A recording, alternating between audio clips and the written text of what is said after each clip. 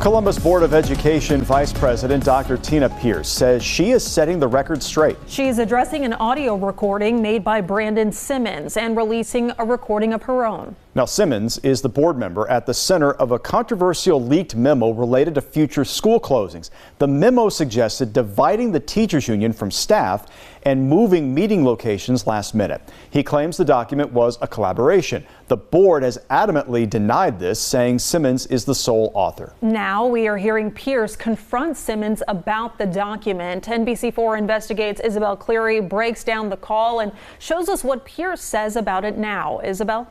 Jen and Jared, nearly 2 weeks ago, NBC4 Investigates obtained partial recordings Simmons made between him and board member Jennifer Adair and between him and Dr. Pierce. They came after the document was leaked. The document was presented by Simmons, but according to the investigation and the board as a whole, it was never under consideration. In that partial recording between Simmons and Pierce, she is giving him advice.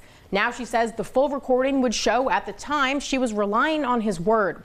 Today, Pierce is releasing her own recording and says she is speaking out to correct misinformation. In an open letter to the community, Dr. Tina Pierce is releasing an emotional phone conversation she recorded on May 22nd. She says this was recorded after she found out Brandon Simmons was, in her own words, not completely truthful about who authored the document. This was the day after the board and Simmons separately addressed the document. Who helped you draft this document when you told me many people, many meetings? Who helped you draft it? We should not have this conversation now. Multiple times throughout the 19 minutes, Pierce asked Simmons to tell her who helped him write the document, asking him to explain his statement that, quote, many people contributed. Brandon, this is me and you. Do you have a mini? I always have something in my back pocket. Brandon, it sounds to me like you don't have a mini. So if you don't have a mini, can we please minimize this fire?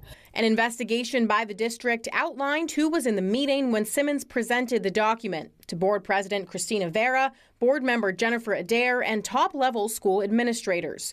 Pierce was not in that meeting, and in her statement said, I was relying on what he said others' involvement was, which I later learned was inaccurate. My response was premature, as I took him at face value, and I later learned he had presented false facts. In the May 22nd recorded call, Pierce pleads with Simmons to not speak out. I am not talking to anybody. I'm not calling anybody. Please do not talk or call any press. Talk to legal. Don't. Okay, Brandon? Please talk to legal. I am trusting you so much. Simmons did speak out after this, releasing multiple statements. In this call, you can hear Pierce's frustration. Oh my God, Brandon. So, you don't have a mini. Let's just clarify. You don't have a mini. Is that correct? I'm not answering that question.